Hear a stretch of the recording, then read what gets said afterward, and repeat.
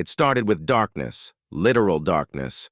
One summer morning, every light in Marcus Reed's home went dead. The hum of the fridge stopped, the air conditioner fell silent, and confusion turned into disbelief when he saw the notice taped to his door. Service suspended. The homeowners association claimed he hadn't paid his fees. But Marcus wasn't behind, he was targeted. And what they didn't know was that he wasn't just any homeowner. He was a judge who had spent years fighting discrimination from the bench. This time, justice was personal. What kind of system cuts off the light just because of the color of a man's skin?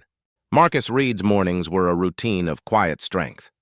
Before sunrise, he'd jog through his suburban neighborhood, trim lawns, mailboxes in perfect rows, houses dressed in the promise of safety.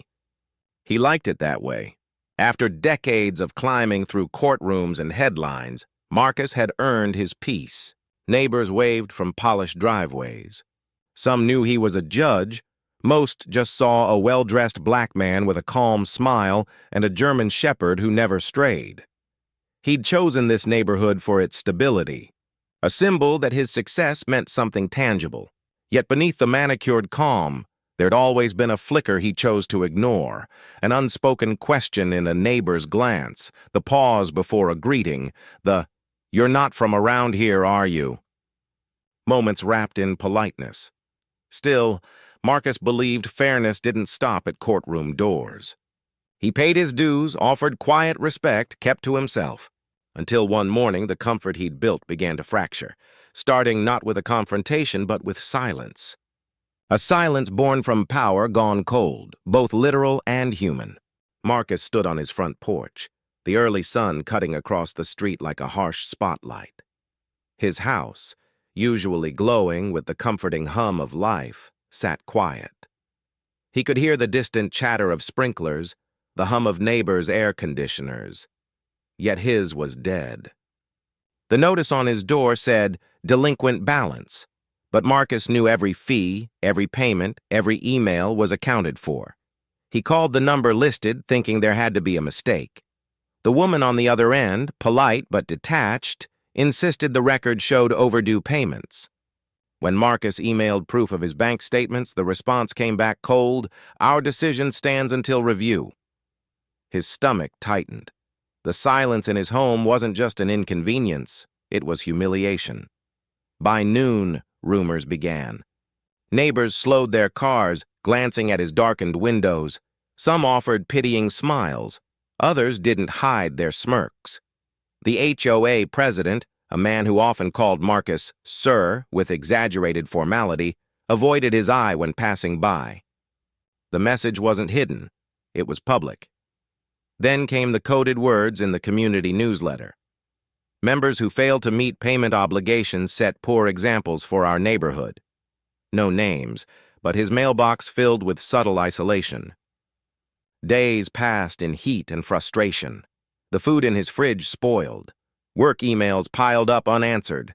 When Marcus tried again to appeal, the HOA asked for verification of identity.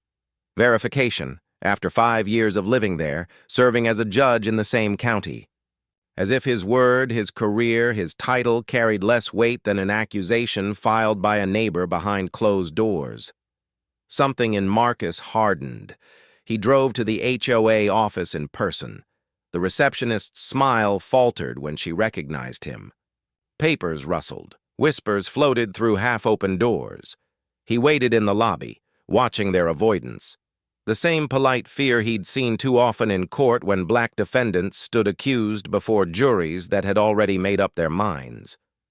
That night, as the temperature climbed and the air thickened, Marcus sat in darkness again, staring at his silent house. He wasn't just fighting for an electric bill, he was fighting for dignity. When he found out whose property had actually been behind on payments, a white homeowner just 2 streets over with nearly the same last name, an icy calm settled over him. They hadn't cut off the wrong power by accident. The wrong name had simply felt right to someone. Now the judge who once ruled on matters of fairness would have to test the system he swore to uphold. A battle was coming, and Marcus intended to make sure this neighborhood remembered the day they tried to turn off his light. only to awaken something much brighter. The breaking point came on a blistering afternoon when Marcus returned home to find two city maintenance trucks idling outside his driveway. Workers in orange vests stood beside his utility meter, clipboards in hand. They weren't just cutting the power this time, they were sealing it off completely. He approached, calm but trembling inside, his judge's instinct cautioning restraint even as anger surged through him. He handed them the final notice from the HOA office, the proof of his payments, the confirmation email from his bank. One of the workers glanced at it, frowned, then motioned toward a supervisor. The man barely hid his annoyance. "We've been told this account is in violation," he said flatly. "We just follow orders." Then the bolt snapped into place, sealing him in darkness again. Marcus's voice was steady, but the weight behind it made the men pause. "You're cutting power to the wrong home," he said, "and you've been told that. This isn't a mistake, it's a message." His words hung in the heavy air. Neighbors began to step outside, curiosity flickering like fire across trimmed lawns. Some watched openly. Others retreated behind curtains, unwilling to intervene. Marcus stood beneath the glaring sun, sweat crawling down his neck, power tools buzzing where his fridge once hummed. He'd spent his life believing that truth and law could overcome bias. But watching those workers walk away, complicit in silence, he realized the law meant little without courage. This wasn't just about electricity anymore, it was about erasure, about being told yet again that his place was conditional. He stood on the porch of his own home, a respected judge, suddenly invisible in plain sight, and knew something irreversible had shifted. They wanted him powerless. Instead, they had lit the fuse he'd been holding for too long. By the time the sun dipped below the rooftops, Marcus had made a decision that would ensure no one in that neighborhood would ever forget the day they tried to leave a black man in the dark. Marcus didn't yell. He didn't beg. He did what he had always done. He built a case. Within days, his calm turned to precision. Every document, every message, every mistaken notice was compiled, notarized, and sent to the county. The story reached the press before the HOA realized what had hit them. Headlines spread. Judge's power cut off by HOA mistake, or was it bias? Neighbors who once whispered behind drawn blinds now stepped forward, uneasy but curious. The HOA scrambled, insisting it was clerical error. But Marcus had the receipts. Emails with language that betrayed their bias, comments about keeping standards high. In the end, a public hearing was held. Cameras rolled as board members faced questions they couldn't quietly dismiss. Their apologies came rehearsed, but their reputations, like Marcus's lights, had already been switched back on. Yet victory didn't feel like triumph. As he stood in front of reporters, flashing bulbs and murmured praise around him, Marcus knew this was bigger than his own house. He'd won his power back, yes, but millions of others never got theirs restored, literally or figuratively.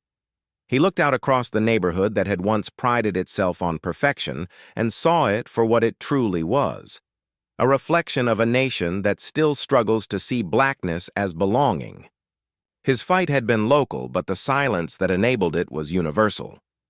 Days later, the lights in his living room glowed again, steady and soft. He sat beneath their warmth, not relieved, but resolved, because he knew the question wasn't why his power had been cut. It was why no one spoke up when it did. And maybe that's what justice really asks of us, not just to see the darkness, but to decide who we'll be when the lights go out.